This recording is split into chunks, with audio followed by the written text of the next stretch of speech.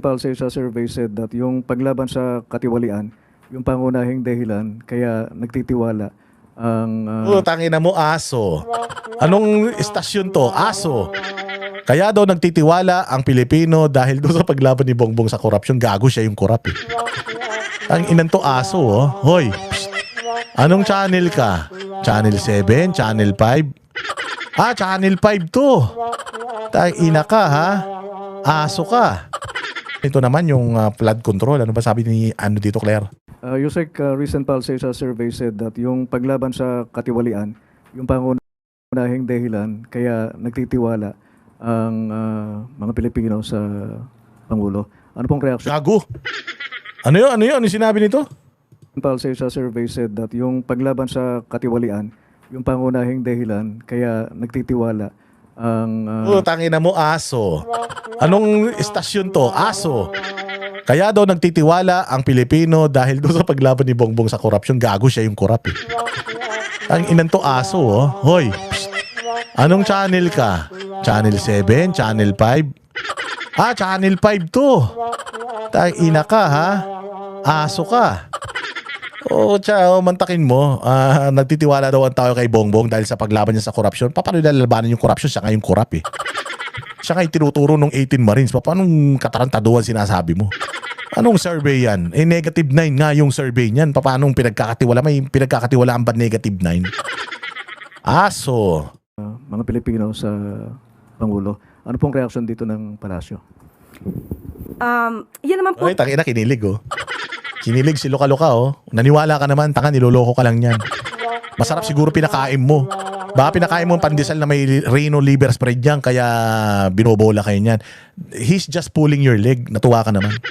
Talaga ang nais ng Pangulo na maipakita sa taong bayan na ang administrasyon ngayon ay lumalaban sa korupsyon. Gago. Lumalaban sa korupsyon, wala ka nakukulong. Isa pa lang nakakulong. Si Senator Bong pa. Kawawa naman, walang kasalanan, yung pa'y nakulong. Nakakulong pa yung mga diskaya. Tao ni Marcos yan. Pinatakbo ni Marcos sa Pasig yan, kalaban ni Vico Soto. Mga tropa pits niya yan, yun ang nakakulong. Tapos yung amo nila, si Bongbong, nakalaya. Pinagsasasabi na naman ito, sinungaling na ito. Uy, Huwebes Santo, nagsisinungaling ka, Claire Castro. Wala kang kaluluwa. Ibang klase ang kapal ng mukha mo ah.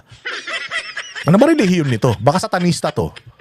No, walang pinalagpas na araw, na kahit mahal na araw, nagsisinungaling tong Judas na ito, no? Siguro pinsan to ni Judas. Siguro ang middle name mo Judas. Ang administrasyon na ito ang siyang magpapaimbestiga sa mga abuso sa gobyerno.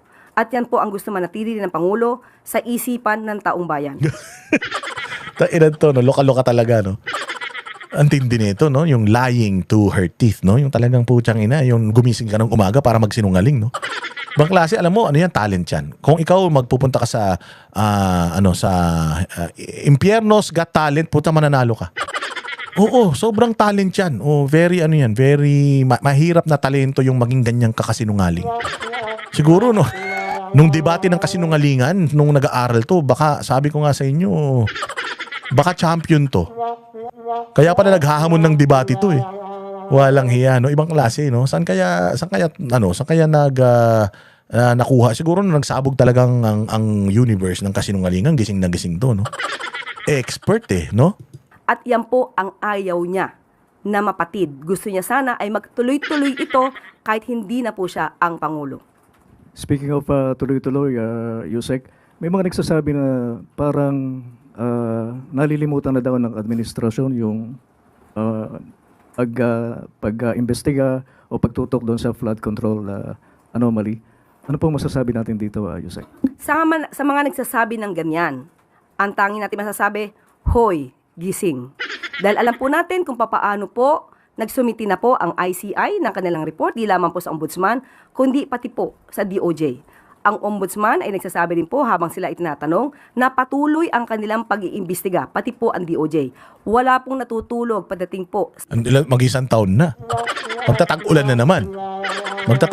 Marami na naman malulunod sa baha. Walang hiya, oh. Wala pa nakukulong. Diyos mio naman, tapos sasabihin nyo, walang hinto. Ano yun? Walang hinto saan?